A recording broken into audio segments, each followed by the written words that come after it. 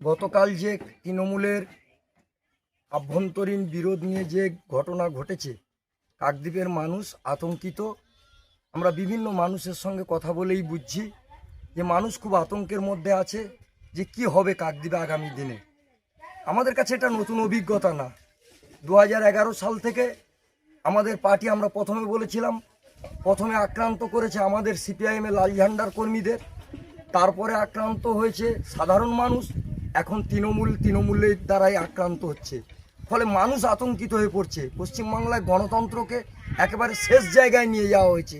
আমরা চাইছি পশ্চিমবাংলার সমস্ত গণতান্ত্রিক শুভবুদ্ধি সম্পন্ন মানুষ রাস্তায় নামুক, কাকদ্বীপের শুভবুদ্ধি সম্পন্ন মানুষ রাস্তায় নামুক, যাতে করে এই সন্ত্রাস বিরুদ্ধে, এই বিশৃঙ্খলার বিরুদ্ধে, এই অন্যায় জার্জর জুলুমের বিরুদ্ধে সবাই শান্তি সম্প্রীতির পরিবেশ যাতে আমরা কাকদ্বীপে গড়ে তুলতে পারি, তার জন্য সমস্ত গণতন্ত্রপ্রিয় শান্তিকামী মানুষকে আমরা রাস্তায় নামার জন্য আহ্বান জানাচ্ছি।